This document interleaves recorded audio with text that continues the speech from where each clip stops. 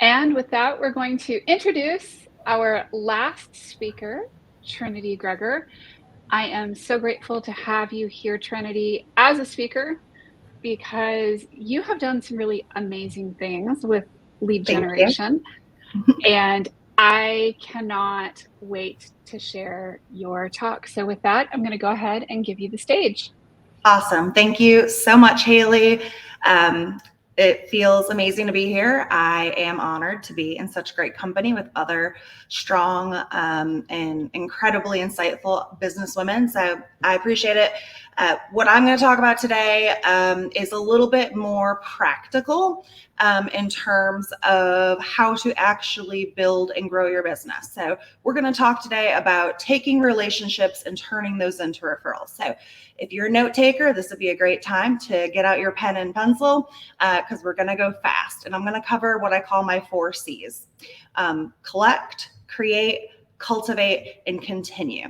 So one of the reasons that I absolutely love working by referral is because that's how I got into the business world. I'm a real estate agent. I've grown multiple companies working by referral. I also do business coaching and teach people how to work by referral. And it's because referrals are way more likely for you to close the business if it's referred business. And also this year alone, 60+% of my production is from past happy clients and referrals from those clients. So number one is to collect your list of your referral partners. Your list of referral partners is going to be your A+ people. So future, current, and past clients, and also ideal referral partners for your industry. So for me as a real estate agent, that's going to be mortgage lenders, attorneys, people that are in IT, people that are in recruiting, anyone that has the hand on the pulse of people that are moving in or out. So those are my ideal referral partners, and I want to load up my database with those people that fit in that category. I also want to fill it in with people that I meet, like Haley, people that are raving fans, people that know, like, and trust me. And those are going to be the people that I want to hold on to and continue marketing to. When you're out marketing, when you're out meeting new people, if you're networking, I want you to think of yourself as a magnet. You want to be the one that is collecting people's information. A lot of times when I go to a networking event, I do not bring my own business cards because I want to be the one that has the control over the information so I can make sure to follow up. And most of the time when you meet somebody at a networking event, they're not going to follow up with you. So I like to take that into my own hands. You don't want to be like Oprah throwing out, everyone gets a business card. The number one complaint I got from clients that I was coaching was that they were going to all these events, they were meeting people, they weren't getting any business from it, but that's because they were only doing the front end, which was getting the people's contact information. They weren't following up and doing the steps on the back end. Once you've started collecting your people, then you need to have a plan for how you're going to keep in contact with them. This is the creation part. Everybody's plan is going to look a little bit different. My favorite words of wisdom for people that are putting together a plan is pick items that make you excited to do them. So the average person, before they remember something, has to hear it about 7 to 8 times. So I do what I call a 7x7 or an 8x8 plan, and that is 7 touches in 7 weeks. And those touches, inappropriately, are going to be things that you enjoy and that you're excited about. So for me, I like to have my initial meeting, a one-to-one with somebody. I'm going to add them to my social media. I'm going to send them a handwritten note. Very big fan of handwritten notes. I'm going to add them to my email marketing campaign so they're hearing from me monthly. I'm also going to probably try to invite them to an event that I'm hosting or something like this, provide value.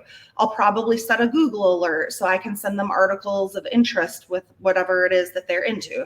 I'm at the beach right now, so maybe they're into fishing, and I might set up a Google alert about cool fishing things. So there's different ways, but every person's plan winds up looking a little bit different depending on their personality and what gets them really fired up in terms of keeping in contact with people. You want to have your plan in place though, and a way to keep track of it. And I always recommend you have a really good database to help you manage those contacts and the ticklers and reminders for you to keep in touch and follow up with those people for those 7 times. So once your plan is created, that is when you are going to work on cultivating those relationships.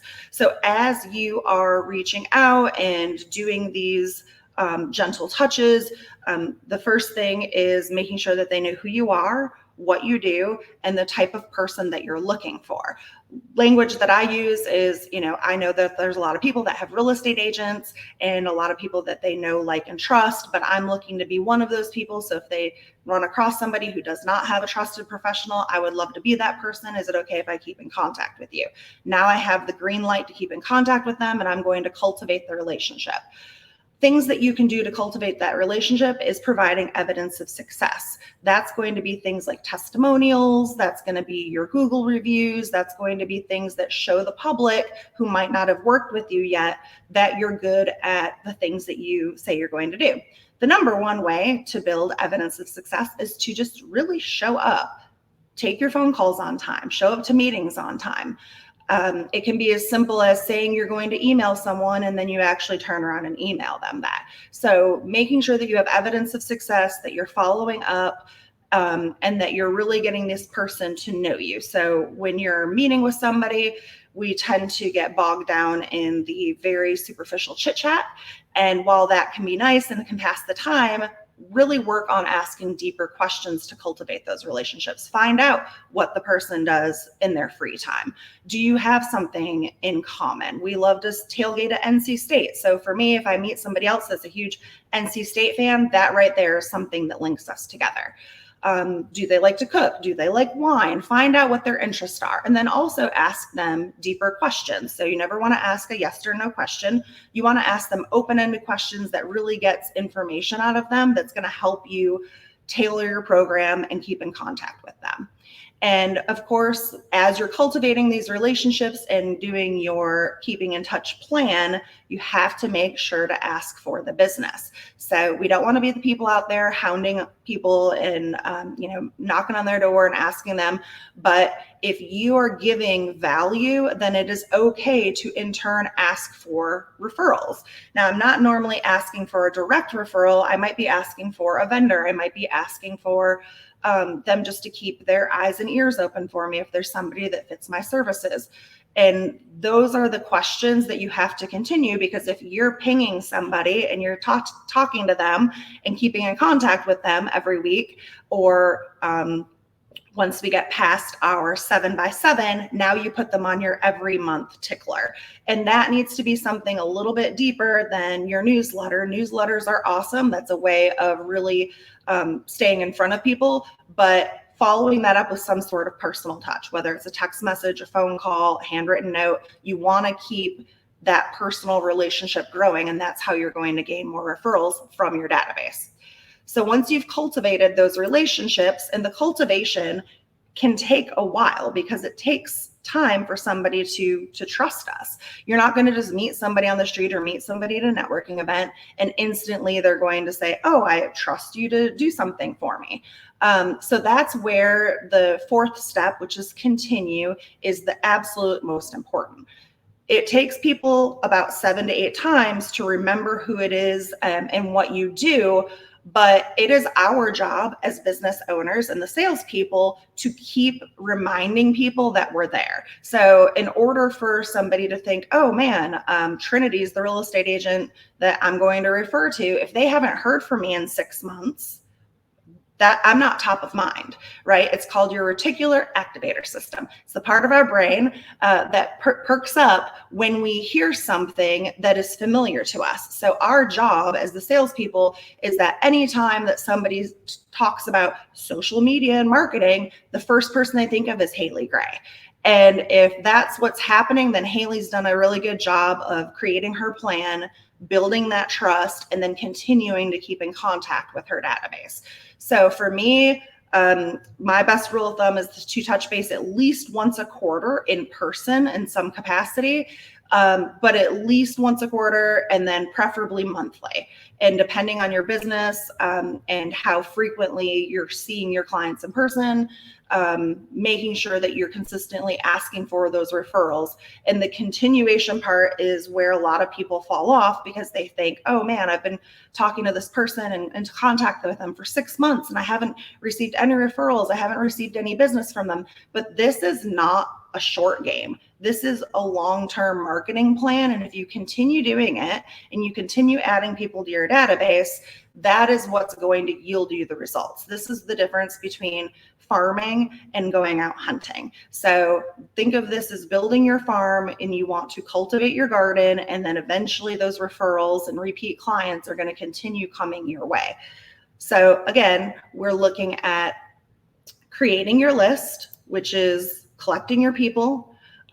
Once you've collected your list and it might start to get too big, then you start paring your list down. That's where you're going to go through and figure out, okay, after marketing to somebody for 6 months or a year, if you're not clicking with them, then take them off your list. If they give you a bad vibe, you don't need them. And that really gives us a lot of power from a position of we're in business for ourselves. And the best part about that is that we get to choose who we want to work with. So if there's somebody that you don't want to work with, or you don't think you're going to want the referrals, great, get them out of your list and replace them with someone that you're really excited about. So once you've collected your list of your referral partners, you're creating that follow-up plan. Like I said, every plan is different depending on your business. And then cultivating those relationships through each of those touches is very, very important. Remember, know, like, and trust. So you want them to know a little bit about you personally, because that's what's going to set you apart from the next person that's offering the same services to you down the street. And then, of course, continuing your marketing. This is a long game, and you have to make sure that that continuation is happening regularly. And what I see, and it's happened in my own business, is that we start getting really busy. We start seeing success. We get these clients in, and we're like, oh my gosh, I don't have the time to continue marketing. That is the exact point where you need to lean into it and figure out ways to make that system work for you, right? So right now, when I first started, I would handwrite all my own birthday cards. I would handwrite every envelope, but now I have my team, and they will actually take my birthday list for me, write out all the note cards for me, and then I'm just signing the card and writing a quick personal note in there. So I'm automating things and making things easier. Using somebody, maybe you were creating your own newsletter and now you're paying somebody to create your content. If you're doing pop buys, doing a reverse pop by where you throw an event. I'm having a Thanksgiving pie party at my house, and I'm inviting about 200 of my past clients or referral partners to pop by my house, say hello, drink a beer, grab a pie. It gives me great face-to-face time with all of my clients and referral partners, and that way I'm not out driving around. So figuring out how to leverage your time as you get busier and not let those touches fall off, because what winds up happening is people are going to go to the thing that they remember the most. So if somebody comes up to them and says, hey, I know somebody thinking about buying or selling a house. If they can't remember my name or how to get a hold of me, they're not going to send me that referral. So it's my job to make sure that I stay top of mind all the time. And that's going to happen by me really making sure that I have a strong plan and that I'm continuing that plan consistently going forward. And I've been doing this now for about 4 years for my personal real estate practice, and I grew an entire business by referral only, and it's compounding interest. So the more you keep doing it, the more those referrals are going to flow in, and then you have stronger referral partners that you're going to be able to work off of. So the key to making all of this work and putting your 4 C's into place is your mindset. So all the tools and all the advice in the world is not going to matter if you don't have the headspace right to make these things work for you so you actually use them. I've seen so many people waste hundreds of dollars up to thousands of dollars signing up for programs or signing up for coaching or doing things, and they're just not quite there yet, and they wind up wasting their money. So some of the things that you can do to get in a great mindset and a good headspace are, I love reading personal development books, reading a podcast, whatever it is that gets you fired up and excited to go out there and make these connections and keep in contact with people. Not everybody is, as familiar with wanting to get out there. Some people feel really nervous when they're either talking to new people or going to a networking event. So whatever it is that you need to do to get your mindset right is what's going to help you achieve that success when you get out there and start putting these things into practice.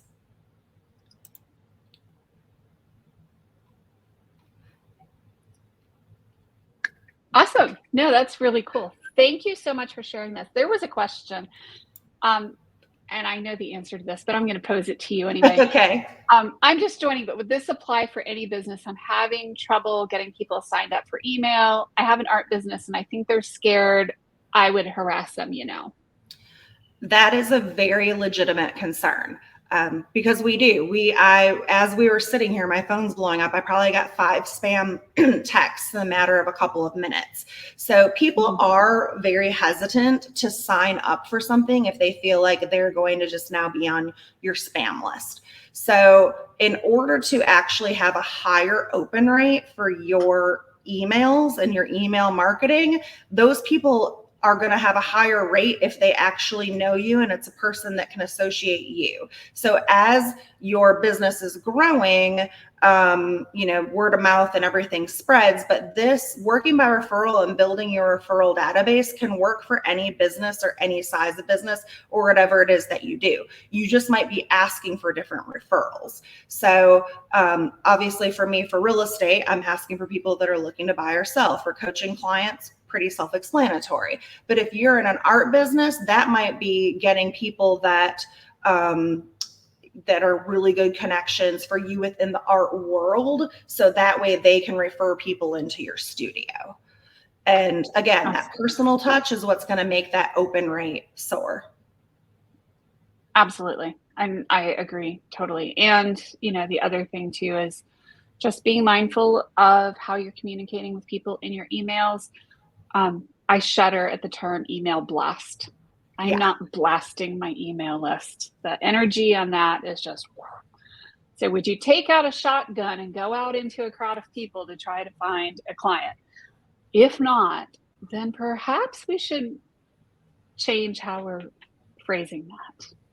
Yeah. And if you're truly leading with a value proposition and leading from a place of providing value, then people are way more likely to engage and to stay engaged and not, hit the, the unsubscribe button.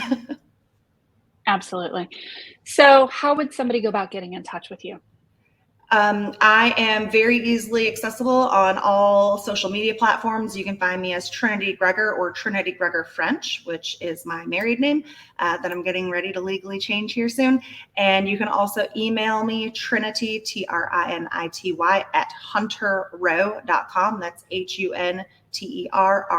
HUNTERROWE.com. Or I am very easily available by cell phone. I'm not going to share that on here, but if you ping Haley, I'm sure she could share it with you. Absolutely. Thank you so much for doing this. Thank you all for joining us today. Let's give our speakers a huge round of applause. Thank you, Trinity. And thank you guys for coming. Please like, comment, and share our posts and our broadcasts and apply to be our speakers for our subsequent WEN Talks. Thanks, guys.